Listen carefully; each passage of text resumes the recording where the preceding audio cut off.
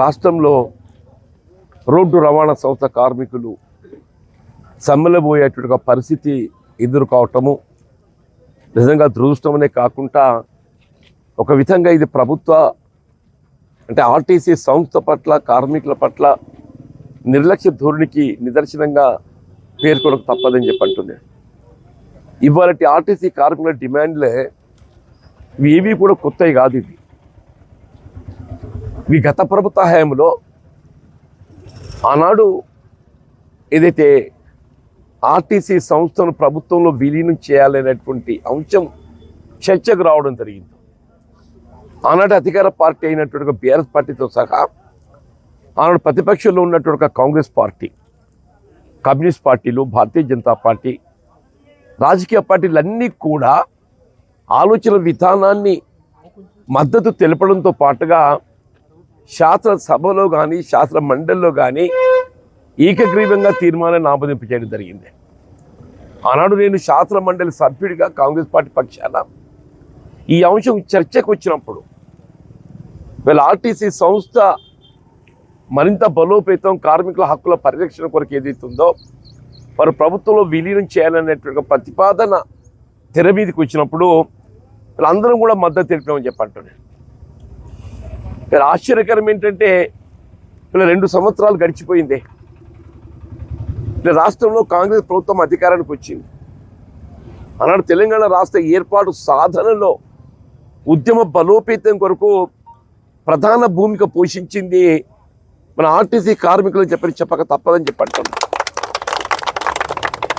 అటువంటి కార్మికుల హక్కుల సాధన కొరకు మన ఆనాడు బీఆర్ఎస్ ప్రభుత్వం, ఆనాడు ముఖ్యమంత్రి కేసీఆర్ గారు ఏదైతుందో ప్రభుత్వంలో విలీనం చేసుకొని వారి యొక్క వేతపత్యాల సవరణే కానీ, చెల్లింపే కానీ, డిఏలే కానీ ఏవి కూడా జాప్యం కాకుండా మరి 010 ద్వారా చెల్లింపు చేసే విధంగా ఒక నిర్ణయం తీసుకోవటం అందరం కూడా హర్షం వ్యక్తం చేసినామని చెప్పంటున్నాం. కాంగ్రెస్ పార్టీ కూడా శాసనసభ, శాసన మండలిలో మద్దతు తెలపడమే కాకుండా బట్టి గారు ఎదుగుతున్న విక్రమార్క గారు, ప్రస్తుత ఉప ముఖ్యమంత్రి గారు అలాంటి శాసనసభ పక్ష నాయకుడికి ఈ అంశాన్ని మరి మద్దతు తెలపడం జరిగిందని చెప్పంటారు. మరి ఇవాళ మీరు ఎందుకు జాప్యం చేస్తున్నారు? అంటే ఇవాళ విలీనంతో పాటుగా వాళ్ళ హక్కులు పిఆర్సీ, వేతపత్యాల సవరణ, ఇది ప్రతి కార్మికుని యొక్క హక్కు, ఉద్యోగస్తుల హక్కు అని చెప్పంటున్నా. డిఏలే కానివ్వండి కాక చెప్పంటున్నా. వీళ్ళ కేంద్ర ప్రభుత్వం ఏదైతుందో పర్యావరణ పరిరక్షణ కొరకు ఎలక్ట్రికల్ బస్సెస్ ప్రవేశపెడుతుంది. వాళ్ళు 50% రాయితీ కల్పిస్తున్నది. మరి అటువంటి యొక్క సౌకర్యం మన రాష్ట్ర రోడ్డు రవాణా సంస్థ ద్వారా అవన్నీ వినియోగించుకున్నట్టయితే మన కార్మికులకు ఉద్యోగ అవకాశాలు మెరుగవుతాయి. నిర్వహణ కూడా ఏదైతుందో మనకు సులభతరంగా ఉంటుంది, ఒక బాధ్యతాయుతంగా ఉంటుందని చెప్పి అంటుంది. ఇది ప్రాధాన్యంగా ఏదైతుందో ఇది చర్చించిన అంశం. దీన్ని ఏదైతుందో ఆమోదింపజేయడం గత ప్రభుత్వం నిర్ణయం తీసుకున్నది. దాని అపాయింటెడ్ డే ప్రకటింపజేయడమే మిగిలి ఉన్నది అని చెప్పి అంటున్నాను. అపాయింటెడ్ డే ప్రకటింపజేయడానికి ఎందుకు నీకు కాలయాపాలని చెప్పి అంటున్నాను. వేతపత్యాల సవరణ ఇది రాజ్యాంగం కల్పించిన హక్కు అంటున్నా. మా రాజ్యాంగం కల్పించిన హక్కు వేతపత్యాల సవరణ, డిఏల కల్పన కానివ్వండి. వీళ్ళు మహిళలకు ఏది ఉచిత రవాణా సౌకర్యం కల్పిస్తుందో దానికి అనుగుణంగా ఏదైతుందో మీరు దానికి సంబంధించిన నిధులు కాంపన్సేటరీగా మీరు ఆర్టీసీకి విడుదల చేయాలి. ఉచిత రవాణా సౌకర్యం మంచి కార్యక్రమం. ఆ భారం ఏదైతుందో ప్రభుత్వం భరించాలి. ప్రభుత్వం భరించకుండా ఏదైతుందో రోడ్డు రవాణా సంస్థ భరించాలని చెప్పండి. ఇంకో ఇది పరిస్థితి అని చెప్పండి. నువ్వు ఏ నెలే కానేలా అది ఎంత అవసరం పడితే 300 కోట్ల 400 కోట్ల రిలీజ్ చేసినట్టయితే ఈ సమస్య ఉత్పన్నం కాదు కదని చెప్పంటు నేను. అట్లాగే ఈ పర్యావరణ పరిరక్షణ కొరకు కేంద్ర ప్రభుత్వం ఇస్తున్నటువంటి యొక్క ఎలక్ట్రిక్ బస్సులు అవి మన సంస్థకి ఇచ్చినట్టయితే మన కొంత కార్మికులకు ఉద్యోగ అవకాశాలు మెరుగుపడతామనేది ఒక భాగమైతే, మెరుగైనట్టు ఒక రవాణా సౌకర్యం కల్పించి చేయడం మనతో మాత్రమే సాధ్యమని చెప్పి అంటున్నాం. అది రాష్ట్ర రోడ్డు రవాణా సంస్థ కార్మికులతో మాత్రమే సాధ్యమని చెప్పంటున్నాను. ఇప్పుడు శంకర్ గౌడ్ గారు ఆనాడు శ్రీకాంతాచారి గారి యొక్క ఆత్మ బలిదాన్ని, ఆత్మ వృత్తిని ఏదైతుందో ఇలా తలపిపజేస్తుందని చెప్పంట. ఆనాడు తెలంగాణ రాష్ట్ర ఏర్పాటు ఉద్యమ సమయంలో సోదరుడు శ్రీకాంతాచారి గారు ఏదైతుందో ఆయన అగ్నికి ఆహుతి అయిపోయి ఏదైతుందో మరి ఉద్యమ బలోపేతం ప్రభుత్వంపై ఒత్తిడి తేవడానికి ప్రయత్నం చేయడం జరిగింది. ఇది మార్గం కాదు. నేను చేతులెత్తి జోడిస్తున్నా. నేను ఆర్టీసీ రవాణా సంస్థ కార్మికులు అందరూ కూడా చేతులెత్తి జోడిస్తున్నా. ఇలా ఆత్మాహుతి బలిదానాలు ఏదైతుందో సమస్య పరిష్కారానికి మార్గం కాదు. మీరు దయచేసి ఓర్పు వహించండి.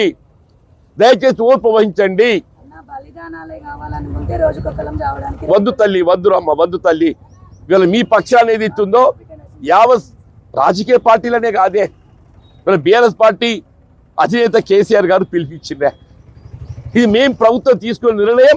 మా నిర్ణయం అమలు చేపించడానికి ప్రభుత్వంపై ఎంత ఒత్తిడి తేవడానికైనా మా పార్టీ సిద్ధంగా ఉందని చెప్పని బీఆర్ఎస్ పార్టీ అధ్యక్షుడు కేసీఆర్ గారు పిలిపించుకుంది. దానికి తోడు యావత్ బీఆర్ఎస్ శ్రేణులే కాదు, యావత్ తెలంగాణ సమాజం సిద్ధంగా ఉంది. యావత్ తెలంగాణ సమాజం సిద్ధంగా ఉంది. శంకర్ గౌడ్ గారు ఏదైతుందో ఒక సోదరుడు, ఆయన కుటుంబం పాపం నిజంగా కూడా ఊహించలేమని చెప్పి నేను టీవీలో గమనిస్తే మరి మళ్ళీ ఎక్కడికి పోతుంది, మళ్ళీ తెలంగాణ రాష్ట్ర ఏర్పాటు ఉద్యమాన్ని తలపింపజేస్తుందని చెప్పండి. తెలంగాణ రాష్ట్రాన్ని సాధించుకున్న తర్వాత కూడా మళ్ళీ తెలంగాణ రాష్ట్ర ఏర్పాటు ఉద్యమాన్ని తలపింపజేసే విధంగా, ఆయన శ్రీకాంతాచారి బలిదానాన్ని తలపింపజేసే విధంగా మరి సోదరుడు శంకర్ గౌడ్ గారు ఏదైతుందో వీళ్ళ ఆత్మత్యాగం, ఆత్మహత్య పాల్పడడం నిజంగా కూడా బాధాకరం. ఇటువంటి ఒక పరిస్థితి మళ్ళీ తిరిగి పునరావృతం కాకూడదు. ఆ కుటుంబాన్ని ఆదుకోవటానికి కొరకు ప్రభుత్వ పరంగా ఏదైతుందో ₹1 కోటి ఏదైతుందో ఆ కుటుంబానికి ఆర్థికంగా సహాయం చేయాలని చెప్పాలి. ఆ కుటుంబంలో ప్రత్యామ్నాయ ఉద్యోగం, వారి విద్యకు అనుగుణంగా, వారి అర్హతకు అనుగుణంగా ఉద్యోగం కల్పించాలి. అన్నింటిగా ముఖ్యం వీళ్ళ సాయంత్రం చర్చలు కాదు, సమ్మె విరమింప చేయబడాలి. వీళ్ళ సాయంత్రం చర్చలు కాదు, సమ్మె విరమింప చేయబడాలి. రేవంత్ రెడ్డి గారు ఏదైతుందో నిన్నటి శంకర్ గౌడ్ గారి యొక్క ఆత్మాహుతి, ఆత్మ బలిదానంతో నువ్వు కళ్ళు తెరువురా నాయన, కళ్ళు తెరువు అని చెప్పి అంటూ నేను ప్రభుత్వం కొనసాగడం కాదు. ఎంతమందిని బలి తీసుకుంటావా నువ్వు? నీ ఆలోచన ఇందుకైనా నువ్వు ముఖ్యమంత్రి అయింది? ఇలా కొత్త డిమాండ్లు ఏమి లేవు కదా. సమ్మె కార్మికుల హక్కు అని చెప్పడం, సమ్మె కార్మికుల హక్కు అని చెప్పంటున్నా. ఏ కార్మికుడు కూడా సమ్మెకు పోవాలని చెప్పి భావించడు, తలంచడు. సమ్మెకు పోతుండంటే అది చివరి అస్త్రంగా మాత్రమే కార్మికుడు సమ్మెకు పోతుండని చెప్పండి. దయచేసి సాయంత్రం చర్చలు, ఈ ఐఏఎస్ ఐపీఎస్ అధికారాలు వాళ్ళకి ఏం అధికారులు నాకు తెలియదా. Ultimate decision lies with the chief minister. నిర్ణయ అధికారం ఎవరి చేతిలో ఉంది? ముఖ్యమంత్రి చేతిలో ఉన్నది. ఇవన్నీ ఎందుకు? ఆయన ఒక మాట చెప్తే అయిపోతుంది. వాళ్ళ న్యాయపరమైనటువంటి యొక్క సమస్యలు మేము ఎన్నికల ప్రణాళికలో పేర్కొని ఉన్నాము. ఇవన్నీ ఎన్నికల ప్రణాళికలో పేర్కొన్న అంశాలు. ఏది కొత్తది లేదు. రేవంత్ రెడ్డి గారు మీ ఎన్నికల ప్రణాళిక ఒకసారి తెచ్చి ముందు పెట్టుకొని చదువుకొని ఆయన అంటున్నా. ఏ రాజకీయ పార్టీకైనా ఎన్నికల ప్రణాళిక అనేది ఒక గీత, ఒక బైబిల్, ఒక ఖురాన్ అని చెప్పంటు నేను. ఒక ముఖ్యమంత్రి గారు, మంత్రివర్గ సహచరులు అందరూ ఏం చేయాలి, వారంతా ఏం చేయాలి, వారి కార్యాలయం ఏదైతుందో వారి అదొక ఎన్నికల ప్రణాళికను ఆడ ఎగ్జిబిట్ చేసుకోవాలి. వాళ్ళ ఎన్నికల్లో ప్రజానీకానికి ఏమేమి ఆలోచనలు రేకెత్తించి మరి అధికారి రావడం జరిగిందో అవన్నీ వాళ్ళ కళ్ళ ముందు కనబడాలని చెప్పండి. ముఖ్యంగా ఆర్టీసీ కార్మిక సోదరులు నాకు నిజంగా కూడా నేను చెల్లించిపోయినని చెప్పంటున్నా. నేను రోజు లేకుంటే నేను సాయంత్రం వచ్చిన నేను వస్తూ టీవీలో గమనించడం జరిగింది. నేను ఉదయమే నేను కలిసి మిమ్మల్ని అందరూ ఒకసారి ఓదార్పు రూపంగా మిమ్మల్ని పరామర్శించి మీకు అండగా నిలుస్తూ, దయచేసి ఇది పునరావృతం కాకూడదు. శంకర్ గౌడ్ గారి యొక్క ఆత్మత్యాగం ఇది మనకు చివరిది కావాలి. ఆ లింగారెడ్డి గారు కూడా ఏదైతే ఉందో వారు కోలుకోవాలని చెప్పని ఆ భగవంతుడు ప్రార్థిస్తామని చెప్పండి.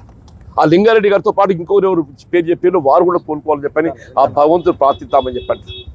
ఆ శంకర్ గౌడ్ గారి యొక్క కుటుంబానికి మన కార్మికుల పక్షాన్ని కూడా మనం కూడా తోడిస్తామని చెప్పండి.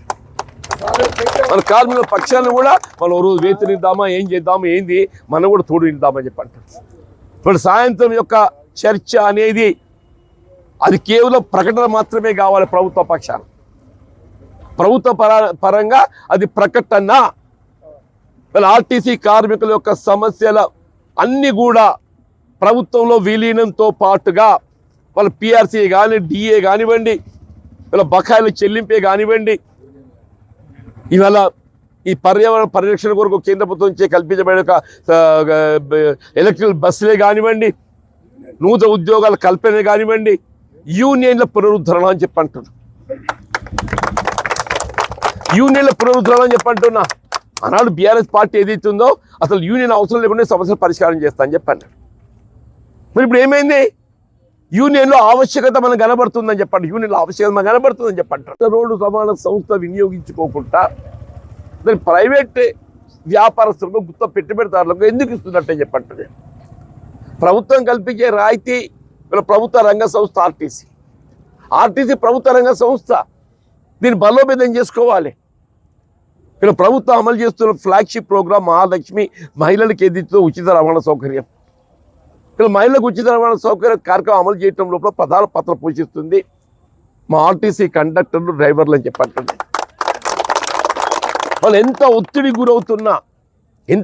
గురవుతున్నా ఏ మాత్రం కూడా చరించకుండా ఇది ప్రభుత్వం అమలు చేసి తెలిపే కార్యక్రమం కాబట్టి దీని అమలు తమతో బాధ్యత స్వీకరించి మరి వాళ్ళు ఏదైతుందో కృషి చేయడం జరుగుతుంది.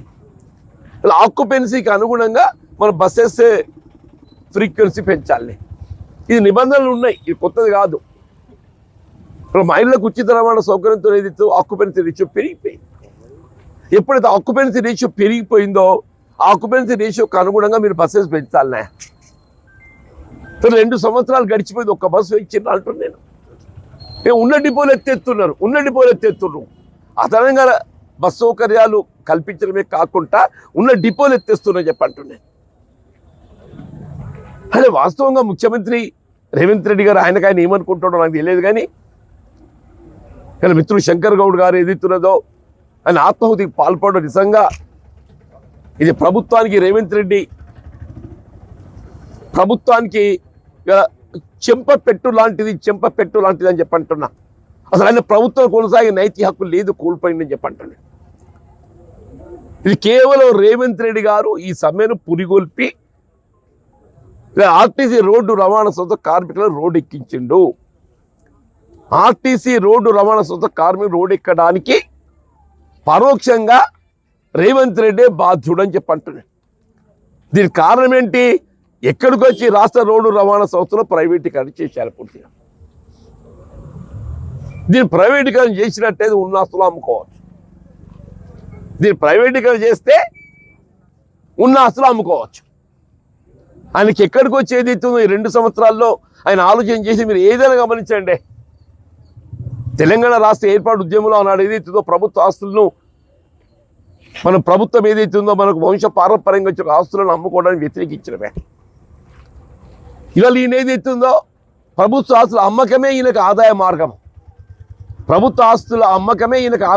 అని చెప్పంటుంది. కేవలం ఆర్టీసీ ప్రైవేటీకరణ చేయట కుట్రలో భాగంగానే వీళ్ళ సమ్మెకు పురిగొల్పడం జరిగింది. దీనికి మరి రాష్ట్ర రోడ్డు రవాణా సంస్థ మంత్రివర్యులు పొన్న ప్రభాకర్ గారు మరి ఆయన ఏం ఆలోచిస్తున్నట్టు ఆయనకే తెలియాలి. ఆయన నీపై కూడా బాధ్యత ఉంటుంది. అన్నాడు మనం ఏదైతే ఉద్యమ సమయంలో కానీ తదుపరి కానీ రాష్ట్ర రోడ్డు రవాణా సంస్థ కార్మికుల పక్షాన్ని నిలబడి పోరాటం చేసినాం. వీళ్ళు ప్రభుత్వ భాగస్వామిగా ఉన్నామని చెప్పంటున్నా. వీళ్ళ చర్చలకు ఏదైతే కొత్త అంశం ఏం లేదు. వీళ్ళ గతంలో చర్చించిన అంశాలే. వీళ్ళు మనం ఏదైతే రేపు మన డిమాండ్లు ఉన్నాయో ఇవన్నీ చర్చించిన అంశాలే. కాబట్టి అక్కడ కాంగ్రెస్ పార్టీ యూనియన్ మేము పునరుద్ధరింప చేస్తామని చెప్పని మేము పేర్కొన్నాం. Part of it. అందులో నేను భాగస్వామిని అని చెప్పంటున్నాను. కాబట్టి యూనియన్ పునరుద్ధరణ కూడా చేయవలసిన ఆవశ్యకత ఉన్నది. ఇవన్నీ కూడా అమలు చేయాలి. ఇవాళ సాయంత్రం చర్చ కానీ దాన్ని ఇవాళ పరిష్కారానికి ఫలితం ఇవాళ మన డిమాండ్స్ ఇదే కోరికే కాదు, మన హక్కులు అని చెప్పండి. మన హక్కుల సాధనకి ఇవన్నీ వీళ్ళ పరిష్కరించబడి వీళ్ళ సమ్మె ఈరోజు విరమింపజేయబడే విధంగా ప్రభుత్వ ప్రకటన వెలువడాలని చెప్పని నేను డిమాండ్ చేస్తున్నా. ఆ శంకర్ గౌడ్ గారి యొక్క ఆత్మ శాంతి చేకూరాలి. వారి కుటుంబానికి ప్రగాఢ సానుభూతి వ్యక్తం చేస్తున్నాను నేను. ఇటువంటి పరిణామాలు మరి భవిష్యత్తులో కాకూడదు. అందరం కూడా సమయం పాటిద్దాము, ఆత్మస్థైర్యంతో ముందుకు పోదాము. ఇలా మన డిమాండ్ల సాధనకు ఏదైతే ఉందో యావత్ తెలంగాణ సమాజం మీకు తోడు ఉందని చెప్పని మనం చేస్తూ సెలవు తీసుకుంటాం. జై హింద్, జై తెలంగాణ.